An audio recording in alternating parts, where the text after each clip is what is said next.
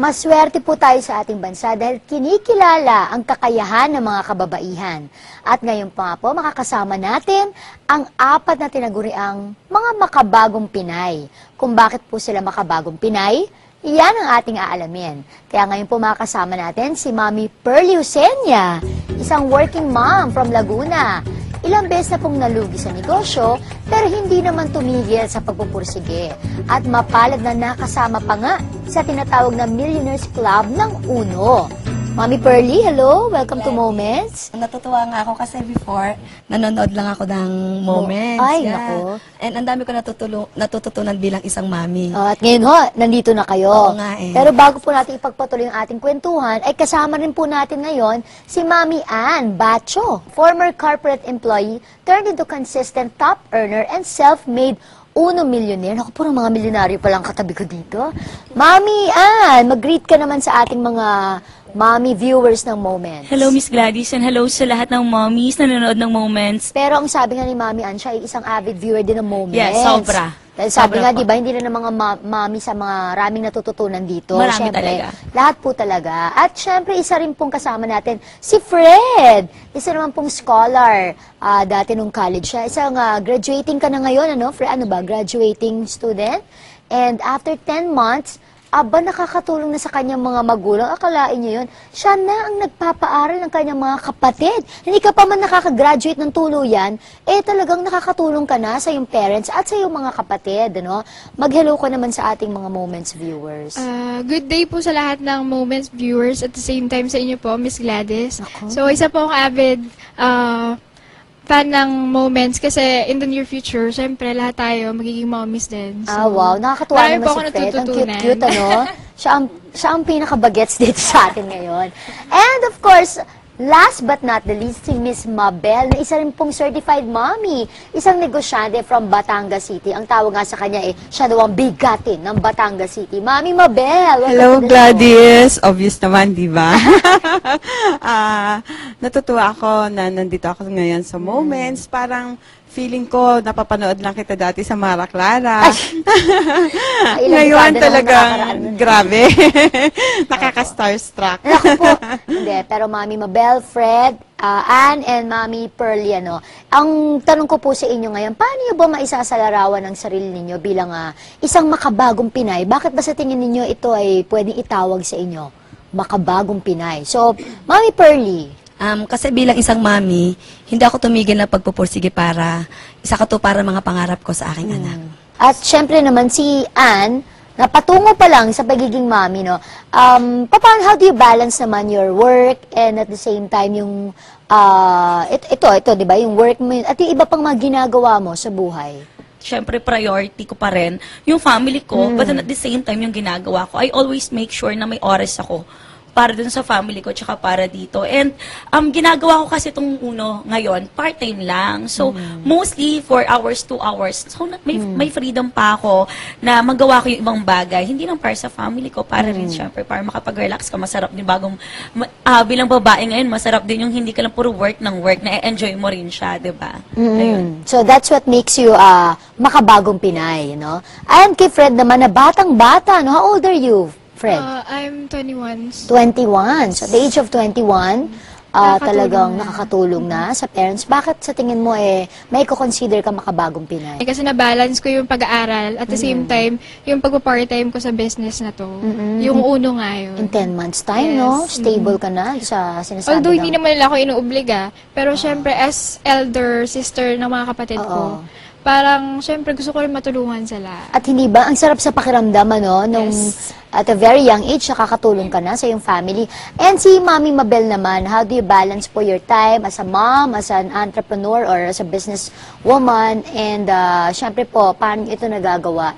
Masasabi ko makabagong Pinay ako in the sense na hindi lang nakakasunod sa trend and technology, kundi yung alam mo yung bilang isang negosyante, nakakasunod ka sa tamang takbo, tamang diskarte sa buhay, kung paano ka sasabay sa hamon ng panahon. Nag-umpisa kami sa mataas kagad. Talagang nag-umpisa din kami sa scratch.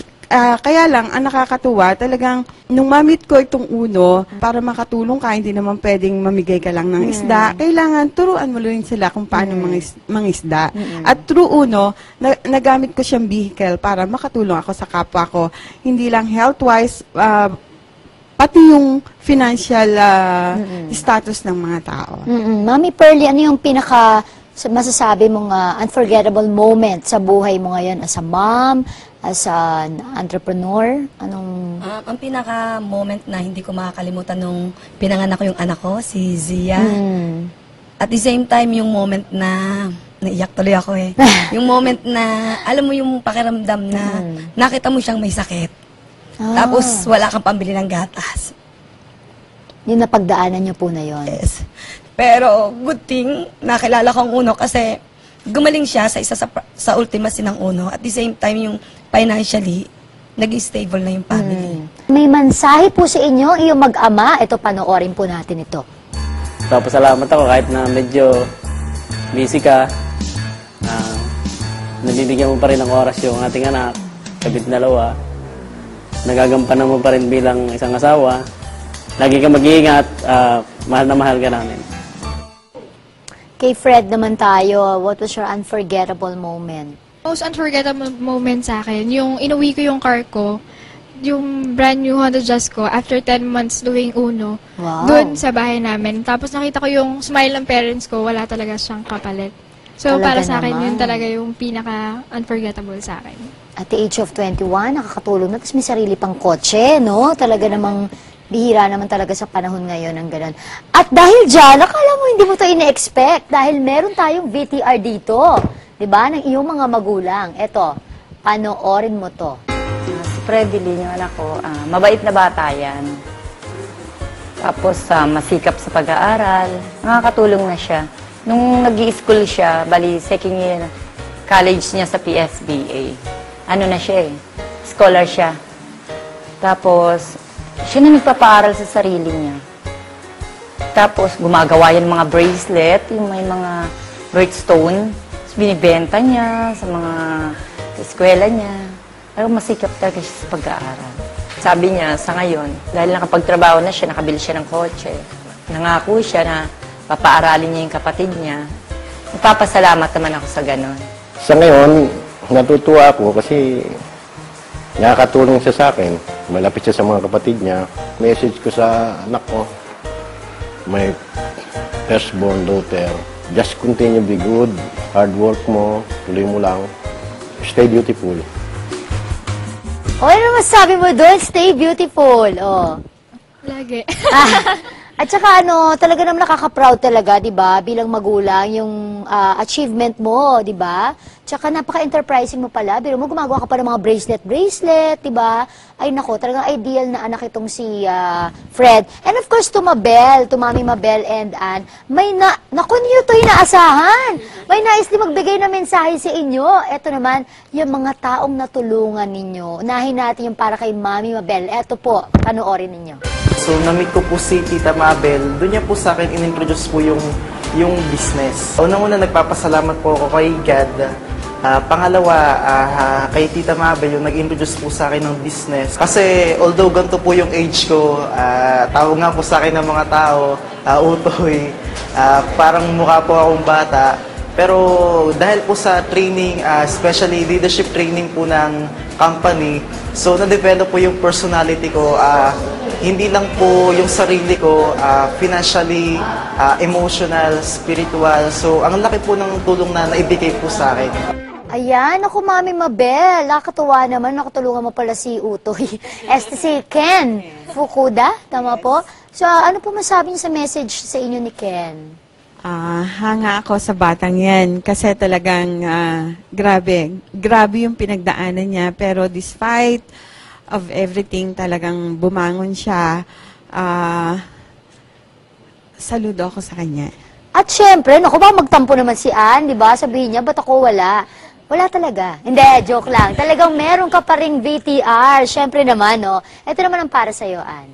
Si ate ang yung taong matapang, sobrang tapang niya, na kahit tipong ang dami na naming rejection, mga problemang pinagdadaanan, pero still nandiyan pa rin siya sa likod namin, ng mga tao niya, handa pa rin siyang tumulong.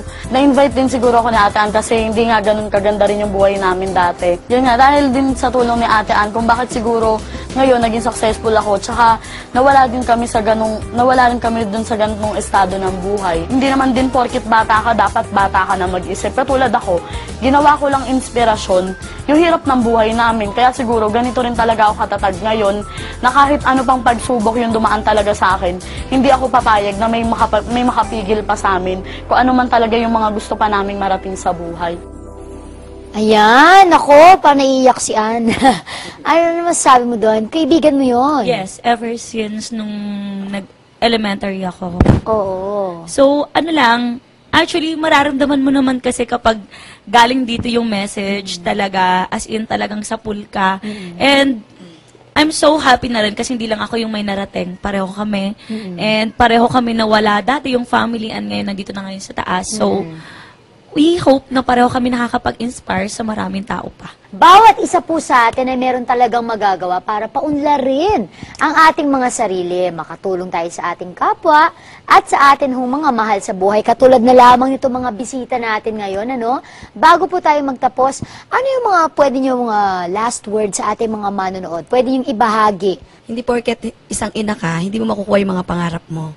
So, believe and make a difference. Kumbaga, sobrang blessed ako kasi nakilala kong Uno. So, it's a blessing talaga sa family. Ayun, for me siguro, gusto kong lalong maka-inspire dun sa mga babae na nanonood kasi hindi ko naman inuobliga mag-inspirasyon ako but I can be an inspiration to all the women out there na hindi porket alam mo, laki ka sa hirap, hindi porket galing ka sa public school, hindi ka dapat ma-intimidate sa mga taong nasa paligid mo, and hindi porket babae ka, hindi mo kaya makipagsabayan sa mga lalaking nasa labas. At ang batang-batang si Fred.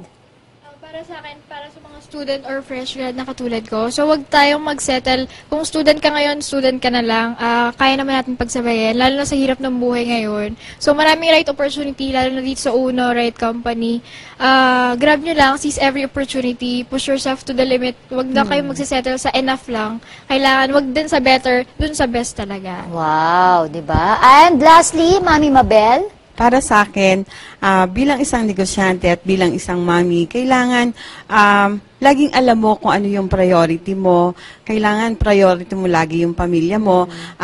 Ako, kahit isang negosyante, I see to it na hindi ko napapabayaan yung bawat aspeto ng pamilya. At, syempre, be a blessing to others, di ba? Maraming salamat sa inyo, Mami Mabel, Fred, Ann, and Mami Pearly, and happy 3rd anniversary po sa grupo ninyo, no? Binabati din natin si Mr. William Barbo, Oliver Chua, and Herbert Chua. Gayon din po ang kanilang mga may bahay na nanonood din po ng Moments. Naku, huwag po kayong bibitiw dahil magbabalik pa rin ang Moments!